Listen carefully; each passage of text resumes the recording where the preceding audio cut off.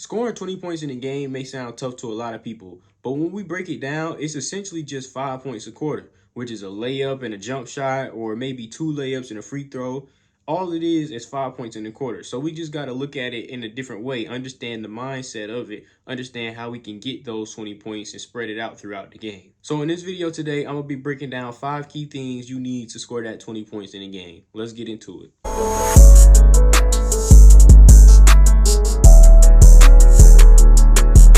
So the first key is to lock in on the mindset. Like I said in the beginning, 20 points is just 5 points a quarter, which is a layup and a jump shot, maybe 2 layups, an and one, or 5 free throws maybe, however. But it's just 5 points a quarter. If you think of it as 5 points a quarter rather than, oh, I have to make 10 shots or I have to score 20 points, I have to have the ball all game. If you think of it just as 5 points a quarter, you'll have a way different mindset. You want to also make sure you stand aggressive. You don't got to force different things, but make sure you stand aggressive trying to score the ball. Take your opportunities. Just look at it as like every possession is a new opportunity to score. You don't have to score every possession because, again, it's just 5 points in a quarter. So you may have 20, 30 possessions in a quarter, and 2 of those you just need to score. So all in all, the first part is just locking in that mindset, understanding that 20 points is really not that much when you think of it as 5 points a quarter or 2 layups, a free throw, a jump shot, a free throw, things like that. So like I said, just break it down. Instead of thinking of it as 10 shots that you have to make or 10 points to have, things like that, break it down into small increments, 5 points a quarter. So key number 2 is scoring easy buckets. Easy buckets is free throws, wide open shots, making sure you playing defense so now you can get in a fast break, get in transition, you can run the floor, and now you have a wide open layup. Or maybe you get in offensive rebounds and you're just putting it right back up. Those are the easy buckets that we can look for. I mentioned getting layups in transition. That's something we can dictate. If we stay aggressive on defense and cause those turnovers, now we can start running. We can get out in transition, have open layups. Those points start to add up. Next thing you know, that 5 points in the quarter, that became 6, 7 points in the quarter because you just been getting wide open layups every single time.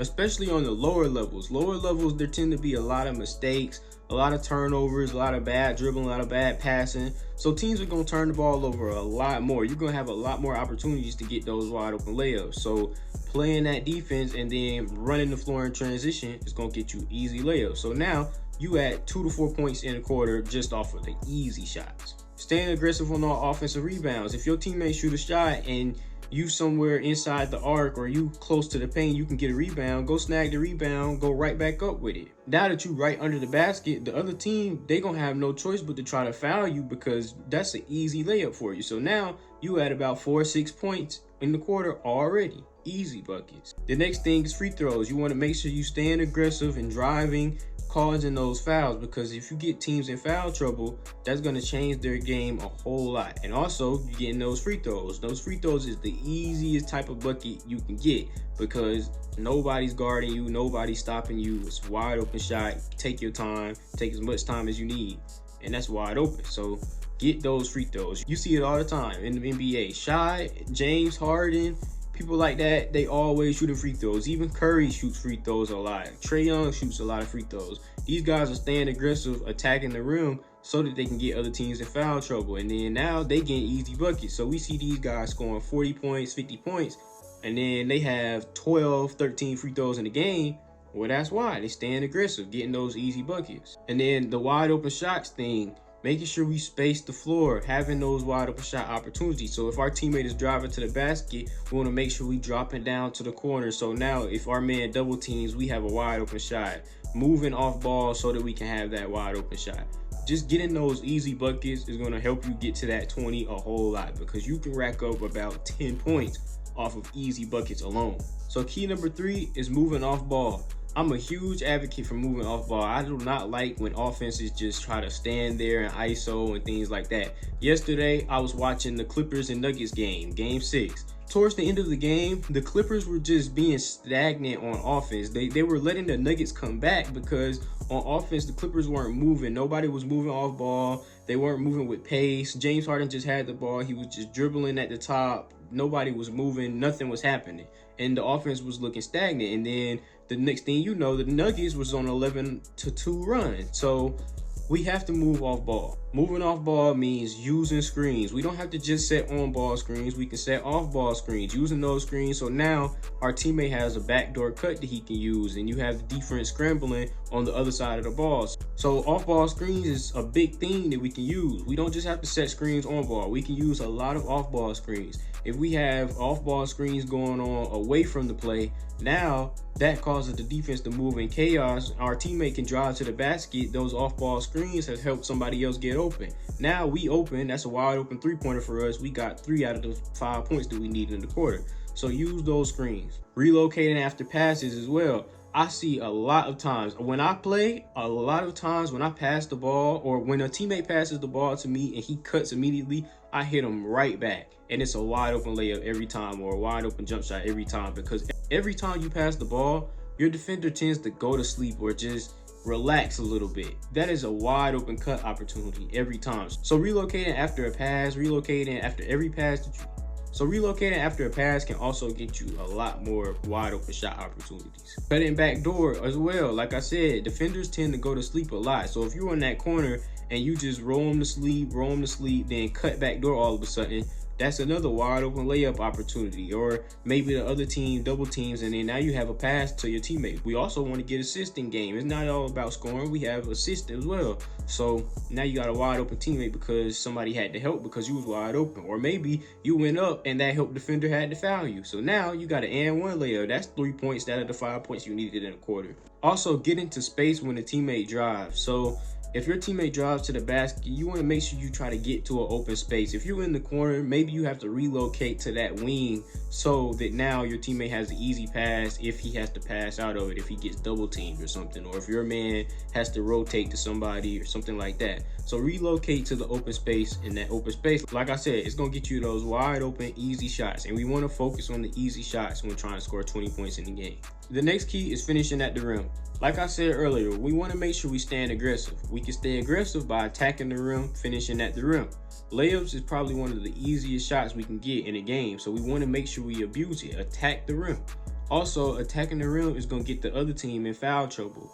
Like I said, free throws. Free throws is the easy shot for us. We want to constantly get free throws as much as we can.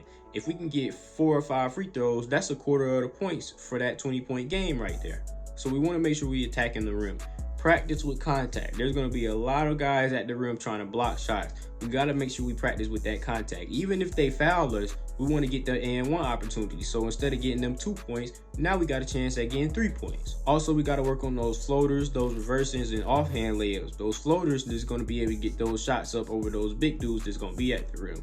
We also want to have those reverses because if you have a guy trailing you, they're going to want to block that shot. They don't want you to have a wide open, easy layup. They're going to want to block that shot. So hitting those reverse layups and using your offhand. You want to be able to create that contact while driving to the basket. So using that offhand to stay engaged with the defender, not letting them get in your space.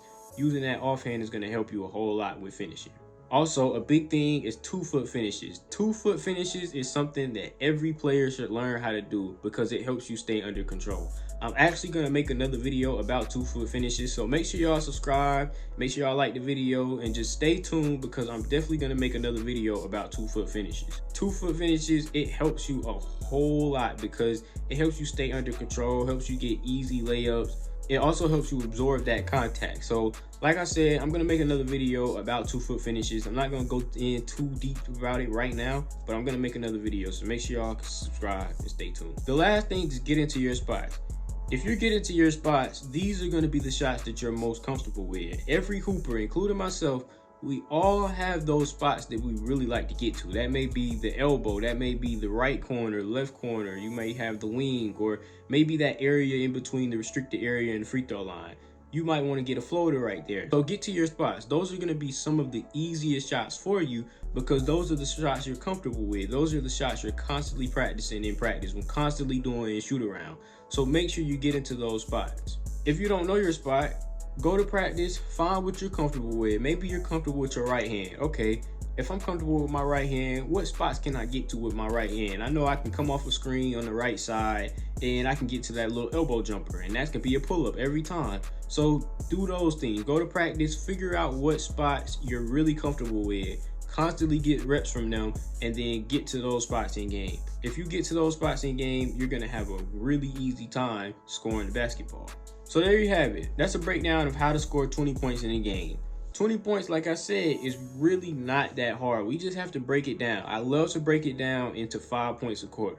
Like I was mentioning, free throws, free throws, free throws, free throws. We want to constantly attack the rim, attack the basket so that we can get those free throws. Free throws can account for a quarter or maybe even half of those 20 points. If we can get up to 10 free throws in a game, you know how much that is? That is crazy. Like, attack the rim, get to your spots. Just break the game down and play smart. We don't want to force anything. We don't want to be overly aggressive, but we want to make sure we just get into our spots, playing aggressive, getting those easy buckets.